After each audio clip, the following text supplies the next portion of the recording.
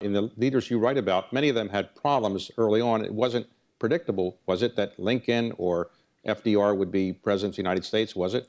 No, in fact, I think my guys had a more winding path than that normal projection that you're developing. I mean, to a certain extent, clearly Lincoln, all that Lincoln wanted was to somehow get away from the world in which he had been born. He loved to read. He had to scour the countryside for books. His father didn't like him reading because he thought it made him useless on the farm. He sometimes took books away from his son, so he couldn't escape until he was 21. You had to work for your father until you were 21. As soon as he went away to this town of New Salem, and he began to dream through literature that he could have another way of life, that somehow he wasn't going to be stuck doing this all his life. But there was no one that would have predicted, unless you really listened to him carefully. I mean, even at 23, he said, everyone has his peculiar ambition. Mine is to be esteemed of by my fellow man. But then he went through terrible turmoil. All of my guys went through, I call them my guys because I've lived with them for so long. I don't mean to be undeferential to them.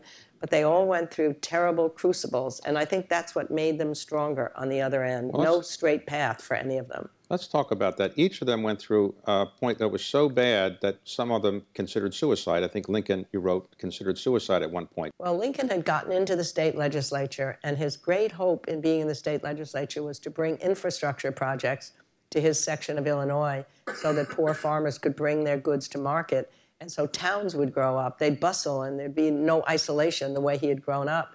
And so he sponsored a $1 million bill in the state legislature to dredge harbors and build roads and widen rivers. And then the state went into a recession, and all the projects were half finished. And he was blamed, and then the state went into debt. And he had to leave the state legislature really in disgrace. And he felt his word had not been met. And at that same time, he had broken his engagement with Mary Todd, not certain he was ready to be married, but knowing it had humiliated her. Having broken his word twice to his constituents and to Mary, set him into a depression so deep that they took all knives and razors and scissors from his room. And his best friend came to his side and said, Lincoln, you must rally or you will die. He's in his early 30s at this point. And he said, I know, I would just as soon die, but I've not yet accomplished anything to make anyone remember that I have lived. So fueled by that ambition, which was his lodestar in a way, he finally came out of the Depression. He eventually wins a single term in Congress. He's going to lose 2 Senate seats and finally run as a dark horse candidate for the presidency. But that desire to leave his mark on the world, to be esteemed of by other fellow man, which is so unusual, that ambition in a young person already being the ambition for the greater good.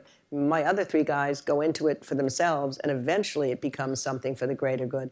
But that kept Lincoln going. So Lincoln lost for Senate twice and then ran for president once. So right. I guess you don't have to be elected to the Senate to run for president, right? Absolutely. We have a lot of those people around.